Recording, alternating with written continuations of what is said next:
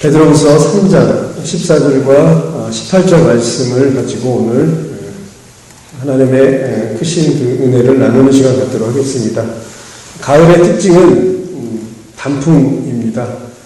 여러분 교회를 오시는 길에 옆에 산에서 떨어지는 그 단풍들을 낮과 밤 많이 관찰을 하셨을 것입니다.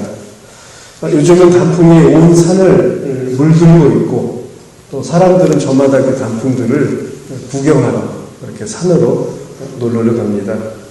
저 또한 가끔 점심시간에 옆에 산에 이렇게 올라가서 요즘 떨어지는 낙엽 단풍을 보면서 또 이렇게 많이 생각하고 또 묵상을 합니다. 그런데 이 단풍, 떨어지는 단풍에도 사실은 속 사연이 있습니다. 나무는 여름 내내 나뭇잎을 통해서 이렇게 광합성 작용을 하고 그래서 이렇게 부피와 길이 생장을 하죠. 열매를 맺는 나무들은 가을이면 열매를 맺고 또 맺지 않는 나무들은 또 나름 그 성장을 하게 됩니다. 근데 가을이 되면 이 나무 가지와 나뭇잎 사이에 얇은 막이 형성이 됩니다. 그래서 서서히 이 나뭇잎은 색깔이 변하게 되고 그리고 시간이 지나면 이렇게 지금 우리 교회 앞에 나뭇잎들처럼 떨어지게 됩니다. 우리는 이런 모습을 이제 멋있는 단풍으로 그렇게 보고 구경을 하고 있지만 사실 나무들은 처절한 그 삶의 본능 중에 하나라고 하는 것입니다. 겨울 준비를 하는 거죠. 겨울잠을 자기 위해서 잠시 성장을 멈추는 것입니다. 그래서 겨울 내내 움츠리고 있다가 다시 내년에 봄이 되면 새싹이 돋아나고 다시 나뭇잎이 그렇게 자라게 됩니다. 가을이 되면 대부분의 나무들은 이렇게 겨울 나기를 위해서 또 내년 봄을 준비하기 위해서 성장과 멈춤을 생태계 안에서 계속 이렇게 반복을 하게 됩니다. 이것이 바로 자연의 섭리에 순응하기 위해서 나무들을 살아가는 그런 방법입니다. 그러나 우리 하나님의 자녀들 또 하나님의 말씀을 먹고 늘 자라가고 성장해야 되는 우리 신앙인들은 사실 성장과 멈춤의 반복은 없습니다. 끊임없이 계속해서 성장하고 자라가야 한다는 것입니다. 하나님의 그 말씀의 영양분 또 항상 주님과 함께하는 그런 그 테두리 안에서 영양분을 꾸준히 멈추지 않고 공급을 받아야 우리가 힘있게 살아갈 수 있다라고 하는 것입니다. 오늘 본문 18절을 보면 하나님은 이렇게 말씀하십니다. 오직 우리 주 곧 예수 그리스도의 은혜와 그를 아는 지식에서 자라가라. 영광이 이제와 영원한 날까지 그에게 있을지어다. 이렇게 말씀을 하고 있습니다. 신앙생활하는 우리에게도 성경은 분명하게 성장에 대해서 자라가라. 이렇게 끊임없이 계속해서 자라가라고 말씀을 하고 있습니다. 겨울나기를 위해서 나무들은 잠시 성장을 멈추기도 하지만 우리 신앙인들은 그런 멈춤이 없다라고 하는 것입니다. 예수 그리스도 안에서 끊임없이 자라가야 한다는 것입니다. 특별히 나무는 자라기 위해서 그 터전을 땅에다 둡니다. 그래서 땅에 그 영양분을 공급을 받아서 그렇게 자라가는 것이 나무들의 특징입니다. 그렇다면 우리는 어디에 터전을 두어야 할까요? 바로 오늘 본문의 말씀처럼 바로 예수 그리스도의 은혜 안에서 지식 안에서 터전을 두어야 한다는 것입니다. 하나님의 말씀에 끊임없는 그런 공급, 주님의 그 은혜와 사랑 안에 그 공급을 받아야만 우리의 삶이 온전해질 수 있고 성장하며 또 열매를 맺을 수 있다라고 하는 것입니다. 로마서 6장 15절에 보면 그런즉 어찌하리요 우리가 법 아래 있지 아니하고 은혜 아래 있으니 죄를 지으리요 그럴 수 없느니라. 우리가 하나님의 은혜 안에 있다고 이렇게 로마서 6장 15절에서는 이렇게 말씀을 하고 있습니다. 주님의 은혜 안에 있다라고 하는 것은 가장 튼튼한 그런 담보가 되는 것입니다. 하나님이 보증을 서주는 것이고 하나님의 영향을 꾸준히 공급받고 그리고 자라날 수 있는 그런 근원이 바로 하나님의 은혜 안에 있다라고 하는 것입니다. 이것은 세상을 능히 이길 수 있는 능력을 그 공급원을 바로 하나님 안에서 예수 그리스도 안에서 받는다라고 하는 것입니다. 따라서 우리는 항상 예수 그리스도 안에서 뿌리를 받고 그렇게 살아가야 한다는 것입니다. 우리의 삶의 터전도 우리가 생각하는 근원도 모두 다 예수 그리스도 안에서부터 시작을 해야 되고 그곳에 근원을 두어야 한다는 것입니다. 특별히 우리는 믿음을 잘 지켜야 합니다. 우리는 신앙인이라고 하면서도 사실은 살아가면서 구비구비 어려운 문제를 만나거나 믿음이 연약해질 때 그때 나약해지는 그런 모습이 있습니다. 그래서 오늘 성경 본문에도 보면 믿음이 굳세어지라 떨어질까 조심하라 이렇게 말씀을 하고 있습니다. 17절에 보면 그러므로 사랑하는 자들아 너희가 이것을 미리 알았은즉 무법한 자들의 미혹에 이끌려 너희가 굳센 데서 떨어질까 삼가하라. 굳센 데서 떨어질까 삼가하라 이렇게 말씀을 하고 있습니다. 이 베드로후서의 특징을 보면 이 글의 대상은 바로 소아시아에서 예수를 믿지 않았던 이방인들이 예수를 믿고 나서 그렇게 신앙생활하는 그들에게 당부하는 그런 말씀입니다.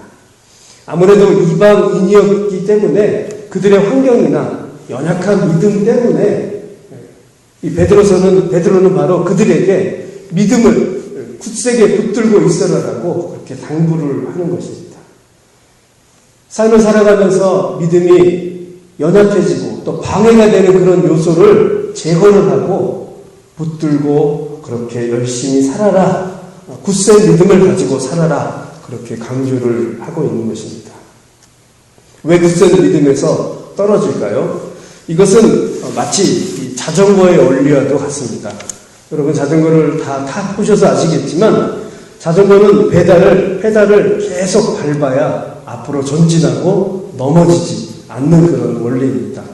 잠시라도 페달을 멈추고 있으면 어떻게 되죠? 잠깐은 굴러가지만 곧 자전거는 넘어지게 되는 것입니다. 믿음이 굳세어진다는 것, 또 떨어지지 않아야 한다는 것은 바로 이런 원리입니다. 끝까지 우리는 최선을 다해서 자전거의 페달을 밟아서 가속을 내고 앞으로 달려가듯이 넘어지지 않기 위해서 달려가듯이 그렇게 믿음 생활을 해야 한다라고 하는 것입니다. 떨어진다라고 하는 그런 의미는 이 본문에서 보면 크게 두 가지를 말하고 있습니다. 하나는 바로 사도들의 가르침을 잘 받아야 믿음에서 떨어지지 않는다라고 그렇게 말을 하고 있습니다. 15절에 보면 바울도 받은 지혜대로 가르쳤다라고 이렇게 말씀을 하고 있습니다. 이 당시 때 특징은 민간 교사들이 참 많았습니다. 잘못된 성경을 가르치고 미혹하는 그런 영들이 참 많았습니다. 그래서 그들에게 성경의 지배를 받아야 한다. 하나님의 말씀의 지배를 받아야 한다라고 그렇게 말을 하고 있습니다. 교모의 잘못 들어온 잘못된 성경의 해석이 그들의 믿음을 흐트러뜨려 놓고 믿음 생활이 떨어뜨리는 그런 믿음이 되었기 때문에 그렇게 15절에서는 바울이 받은 지혜대로 그러니까 성경이 말한 대로 다시 말해서 오늘날로 이야기하면 교회의 가르침대로 교회에서 말씀을 잘 전하는 그대로 그렇게 살아야 한다라고 말씀을 하고 있습니다. 성경은 오류가 없습니다. 성경을 그대로 전한다 그러면 그 말씀 그대로 우리는 살아야 한다는 것입니다. 두 번째로 주의해야 될 것은 뭐냐면 바로 재림에 관해서 성경을 조심스럽게 다루어야 한다라고 이렇게 말씀을 하고 있습니다.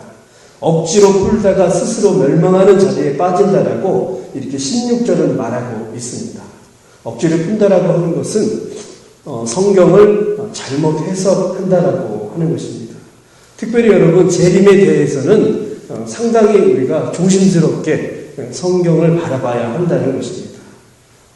억지로 풀다가 영원히 넘어지는 그런 경우가 참 많이 있습니다. 잘못된 이단으로 빠지는 교회 또 그런 교리들 그런 교단들이 참 많이 있다라고 하는 것입니다. 본인도 불행하지만 잘못해서 따르는 그 무리들도 불행하다라고 하는 것입니다. 누가복음 21장 8절에 보면 이렇게 말씀하고 있습니다. 가라사대 미혹을 받지 않도록 주의하라. 많은 사람이 내 이름으로 와서 이르되 내가 그로라 하며 때가 가까웠다 하겠으나 저희를 쫓지 말라 이렇게 말씀을 하고 있습니다. 말씀을 마무리하도록 하겠습니다. 우리는 하나님의 은혜와 지식 안에 자라나 이제 그 안에서 이 세상을 살아갈 때 힘있게 그렇게 살아가야 합니다. 그리스도의 은혜와 지식 안에 자란다라고 하는 것은 결국 우리의 삶 속에서 신앙인으로 그렇게 증명되면서 살아가야 한다는 것입니다. 베드로서에서 당부하고 있는 것은 이 세상에서 살아갈 때 어떤 것에도 굴하지 않고 믿음에서 떨어지지 않고 그렇게 하나님의 제자로 삶 속에서 증명하면서 살아가라라고 그렇게 말씀을 하고 있습니다. 여러분 이전에 우리 지금 천장에 달려있는 스피커가 이렇게 좋은 스피커가 있지만 이전의 스피커와 지금 천장에 달려있는 스피커의 큰 차이점 중에 하나가 바로 직진성입니다. 이전의 스피커는 좋은 스피커였지만 나가는 그 힘이 그렇게 크지 않았었습니다. 세지 않았었습니다. 그래서 중간쯤 가다가 소리가 공중으로 흩어지는 그런 특징이 있었습니다. 그래서 저 뒷자리에 있는 사람은 이 스피커에서 나오는 소리를 잘 듣지 못합니다. 그런데 지금은 굉장히 성능이 좋아서 직진성이 좋아서 저 뒷자리에 앉아있는 분도 제가 지금 말하는 이 소리를 정확하게 또박또박 들을 수가 있습니다. 이 스피커가 갖고 있는 직진성, 힘이 아주 세기 때문입니다. 하나님의 말씀에는 능력이 있습니다. 여러분의 삶 안에도 능력이 있습니다. 직진성이 있습니다. 그래서 여러분이 살아가는 이 삶의 현장에서는 바로 이렇게 세상의 그 어떤 것도 불하지 않고 뚫고 나아가는 그런 능력으로 살아가야 한다는 것입니다. 우리 환경이 어떤 환경이 될지라도 하나님의 제자로 말씀을 붙들고 살아가는 우리들은 세상의 방해 요소도 불하지 않고 직진성 있게 뚫고 나아가야 한다는 것입니다. 부활을 목격한 주님의 제자들을 보면은요, 배운 것 없고 빈민 출신의 가난한 그런 사람들이었습니다. 그런데 그들의 말과 그들의 목소리로 세상은 변화되었습니다. 바로 그들이 갖고 있었던 바로 예수 그리스도의 말씀, 직진성 있는 그런 말씀을 가지고 있었기 때문에 세상이 변화되었다라고 하는 것입니다.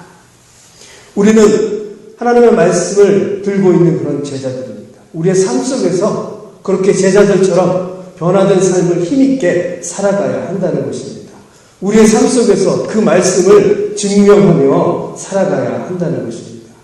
세상의 그 어떤 파장도 방해 요소도 우리는 다 이겨내고 그렇게 힘있게 살아가야 한다는 것입니다. 성악가의 노래소리가 오케스트라의 그 수많은 그 인원들의 소리를 뚫고 연주장을 뚫고 저 뒤에 있는 사람의 귀까지 전달되는 것은 힘있는 그 노래소리, 직진성 있는 소리이기 때문입니다. 깊은 산속에서 떨어지는 폭포, 그 가운데서 판소리의 소리를 내는 사람 또한 폭포 소리보다도 더 뚫고 나아가는 힘있는 그 목소리 때문에 그렇게 멀리 있는 사람도 그 판소리의 소리를 듣습니다. 직진성 있는 그런 소리 때문입니다. 우리의 말씀의 능력은 삶을 관통하는 것입니다. 우리의 방해가 되는 그런 요소도 관통하는 것입니다. 어떠한 악한 세력도 관통하는 것입니다. 그것이 바로 말씀의 능력을 가지고 있고 믿음 안에서, 예수 안에서, 은혜 안에서 살아가는 사람의 힘있는 삶이라고 하는 것입니다. 살아가는 성도 여러분, 오늘 하루도 분명히 우리의 살아가는 삶의 여정에서 방해 요소들이 있을 것입니다. 그러나 은혜 안에서 그리고 예수 그리스도의 지식 안에서 있다면 이런 모든 것들을 뚫고 나아가는 그런 힘있는 하루로 살아가야 될 것입니다. 우리 모두 그렇게 살아가는 저와 여러분이 되시기를 간절히 바라겠습니다.